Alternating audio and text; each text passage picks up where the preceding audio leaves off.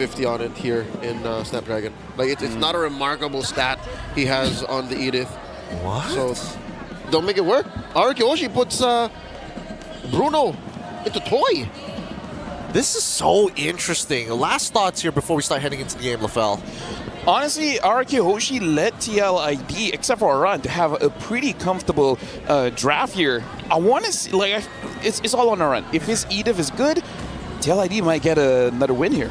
All right, let's see how it's going to look like. TLID has a very good chance of winning if only Aran can perform out of his mind for the Cavalry. We're going to throw it over to both Eterna as well as Leo to take care of you guys on the mic as we head on to game number 2. Thank you so much, Gideon. Thank you so much, LaFell, as we are going to be bringing you into game number 2 in this best of 5 series. A little bit of a deja vu into the grand finals of MPLID Season 14 between both of these teams. But it looks like TLID are now leading 1 point. Best of 5, game number 2. Let's see how this pans down with the Bruno now in the hands of a toy. I would say that this is a considerable safe pick, considering that the Bruno can pick up the Purify against a lot of CC and dive coming through from TLID. Yeah, better coverage now compared to what RRQ brought into game 1. That was way too much of a top-heavy lineup. Here, they're aware, especially since they had to give up the Cho over to Witty, and they had to give Fabian the Joy once again. And of course, Yehezkiel's comfort mid. What is going on with these previously artillery mages now playing front line? Rin seems to be the only one we can trust to say, hey, if you can play Sicilian, always play Sicilian. That's the thing about Rins. He's always been a very aggressive mid laner, so the fact that he's stuck on heroes like the Sicilian is actually quite interesting. He's still very, of course, you know, dependable and consistent, but I guess we won't be able to see that flair when he's on something like the Valentina, so maybe that's why we saw the Valentina ban earlier. Yep, as well to cover up for the Edith. Again, that spelled everything out for Team Liquid ID. Lane to lane, it looks like Fabian is trying to give Dyron here a little bit of a headache. Well, down bottom, these roamers are babysitting their gold laners. They don't want anything fishy happening, you know, stumbling their investments early on. Yeah, especially a big, you know, considerable amount of focus from TLID onto the gold lane, right? The Bruno needs a little bit more snowballing, so I think that's what we're seeing right now reflected into the gameplay of the laning phase. But as these teams are getting past that laning phase, it's also important to note that Yehezkiel opted for Impure Rage this time on the Jushin. It's not something that we see too often. He's usually more, you know, utility focused with the fighter emblem. The Brave Smite. Yeah, but here instead, he wants to do a little extra damage and heal up a little bit more mana, maybe spelling out a more aggressive early game. But RRQ Hoshi are first to the turtle here. Team Liquid ID has no room to contest. They can't even cross the river at this point. What's going on? So what's their plan of action here? They let go of the turtle. There seems to be a rotation towards the bottom side of the map, but RRQ are very quick on this too. Dear God, Edok forcing Yehezkiel to back off. Already spent that Purify Crimson Beacon forward. Edok, about half health, gets hit with a chokeslam. Crimson Flare allows Aaron Shiki to draw first blood. All right, so that's the trade, right? They're looking for a little bit more pick-off instead of these neutral objectives. They don't want to overcommit into something that perhaps they aren't ready for. Considering Sutsujin on the Hayabusa, a little bit more, I would say, early folk. Would you consider a Hayabusa more early compared to the Joy, who needs a little bit more items? Yep, Sutsujin, as soon as he hits level 4, reaches a peak of his utility. Again, the only thing that makes a Hayabusa better come the late game is just his damage output, you know? Once he picks up the Malefic Roar, the Blade of Despair, like that's what makes him better in finishing the job. But he's still the same kind of hero ever since he starts hitting level 4. So now, Liquid knows that. I'm seeing shades of game 1. I don't know, turn out maybe Liquid will start taking down Edok up to the point where RRQ Hoshi start to doubt themselves. Maybe. Let's see how this all pans down, because like we mentioned, I think even pre-game, RRQ Hoshi is a team that requires opportunities also made in by Edok. He's one of the key players of this team, so if Edok gets shut down, if Rins gets shut down, a Hail Mary from there. We do see an invade coming through from RRQ onto the purple buff. That's huge. 4 members of RRQ threatening Fabian's purple. I could only guess if Fabian actually got it because both junglers actually hit that red tree. Where's Fabian? What's the usurper doing? We'll see in just a bit. He Oh, got it. He has it. He has it. All right. So, you know, the cavalry can rejoice knowing that, despite RRQ Hoshi actually having a small gold lead. 141, but it's still very back and forth, very ping pong in this early game. Again, TLID are playing this very patiently, though it looks like this time they're looking for the contest. Oh, Tsunami Slam answered by Eroshiki's SOD. Look at this. Tsutsujin securing that turtle, but the first to fall will actually be a member of the kingdom. Down goes Edok. Fabian getting out of there. The rest of Team Liquid ID charging forward, galloping towards RRQ's jungle as Dyron tries to stop him with an infernal pursuit. Gets a little bit more. Oh, Tsutsujin coming through, dashes back. Not worth it, says the mercenary, and RRQ Hoshi back off. 1-for-1 trade, a turtle for Edok earlier on. And again, with Edok taken out so early before the team fight even occurred, RRQ technically don't have any stoppers.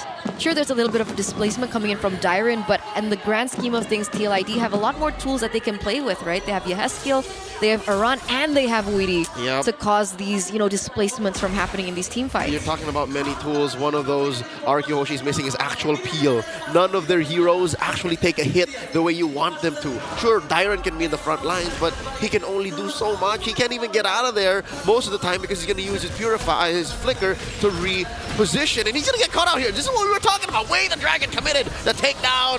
Dyron, he goes underneath tier 2 in mid. Played it out for Aran, but they're not done. Weedy gets away with it. SOD finds its mark. Eroshiki with a Spear of Misery. Taking Rins into that wall. Tsutsujin falls first, gets another, serves it up to Fabian. Rins has fallen. They're not over with it. Oh, tried to get the Tsunami Slam, but mid-air gets taken care of. 3-for-1. Team Liquid ID gets the kills. They do, and they get 2 kills onto Aaron Shiki on the Moskov in the lane against Toy on the Bruno. So not the best scenario, I would say, for RRQ, as they also lose their mid-turret. In accordance to that, a 1,000 gold lead now for TLID. Expected to balloon even further, Eterna, because down bottom, they got that chubby wave with the untouchable one escorting it. And then this top lane also has that wave that Fabian could have committed to. But oh, whoa, that's all he needed. He trusted the Siege Minion to do the job. Yeah, didn't even need it. So TLID pick up yet another thing on top of what looks like a turret in the bottom side, handed over to Eren Shiki. And you guys did mention during the drafts, this is what would happen to Dyron. Yep, he's trying. Infernal pursuit up. SOD hits it. Tsutsujin secures the turtle. Shields for the kingdom. Down goes Fabian and Eren Shiki. But they're not done. They're looking for the trade. Weedy with a kick. Gets Toy down. One more. Weedy kicking Dyron 6 feet under the ground. 2-for-2 the trades.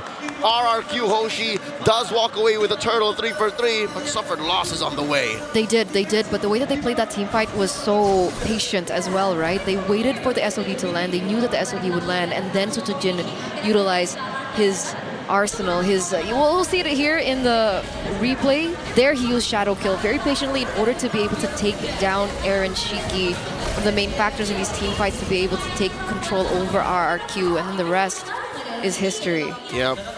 I think Liquid were just trying to get back a little bit of value. They did trade down.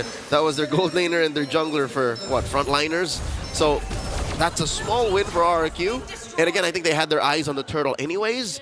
But for now, Liquid has a pretty solid 1,000 gold lead. Where's the gold on? Majority of it is on Fabian, sure. And then a little bit of it is on, wow, Weedy? Yeah. How's Weedy making this much money over Edok? Well, Edok dies a lot. I mean, Woody's 303 right now. Oh, yeah. Carry Cho? I don't know. I guess he put on the seatbelt and was like, you know what? Maybe I'll get the job done here in the mid game. But he's in for the ride. He is. He definitely is. 303 at the moment, ladies and gentlemen. Still looking for these opportunities, but he knows that Rins is not rocking the Purify this time around. So it is a valuable target. Whoop! Onward. Compromising Edok. He does get out of that L brush. That's where the damage is being dealt, and down goes Weedy. And Eren Shiki with an SOD, popping Edok from downtown. But still a winning trade for RRQ Hoshi. They make a beeline for the Lord. Absolutely, 2-for-1 trade. TLID went all in onto Edok, who naturally didn't get taken down as soon, but they wasted so many resources that RRQ Hoshi was able to punish and capitalize over that fact. So now RRQ are the ones walking away with the Lord. We'll take a look at the instant replay right now. See, that's the jump in through. You see Fabian not actually committing to that. Really good SOD at the end to make it a bit of a trade, but in the end, TLID in these team fights, a little messy. Messy as it is, Liquid ID are getting away with more than a lesser team would.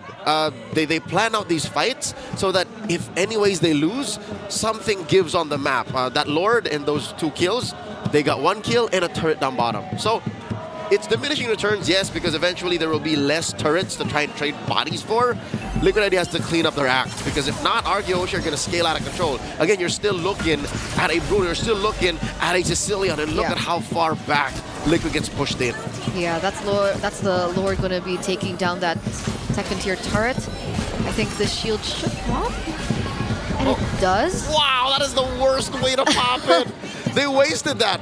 They could have kept that shield for like 2 more minutes. Yeah, unfortunate stuff. But the fortunate thing for TLID is the fact that Aaron Shiki has hit his power spike, right? Already with the Corrosion Scythe, the Golden Staff, and the DHS. Le Trinity. The Trinity of attack speed. Yes. And they gotta watch out. He no longer will just need to hit these SODs. Like, he will be a legit threat in team fights. A Spear of Misery will now be the death of Rins if he doesn't reposition himself accordingly. Toy even, who if he doesn't do like Savero last night, or if he does like Savero last night and refuse to press the Purify, then it's over. You know, the comeback is set for Liquid ID, but the window is very small. Very, very. They're on a timer right now, especially like you mentioned. The scaling coming from RRQ is still on the table. It's still a looming threat to TLID right now as we're entering the 11th minute of the game. Interesting thing is Fabian is going for his build earlier on. Wait a second, that's a jump. That is a Tsunami Slam displacing Witty. He answers back in kind. Flickering in, does not get the kick, gets his Immortality pop. And Rin's popping his ult this time around before he dies. Fabian finds him, traded out for with Witty and Yehezkiel. Finally, the Usurper falls as well. Dyron keeping everyone honest. Aaron Shiki can't free hit. In comes the Mercenary, gets a double, and Dyron takes care of the last member of the cavalry. It's a wipeout. RQ say, hey, TLID in that first game, you were able to wipe us out in the final stage of the game. Here, let's see how you do with a taste of your own medicine. And they are in the base, just waiting for the waves to come in. Ladies and gentlemen, we have a ball game. 1-1. RRQ take game 2. Ooh, an equalizer to the series, ladies and gentlemen, as RRQ is going to be able to find victory in our second game of this best of 5. We're going to pull over Gideon and LaFell back into this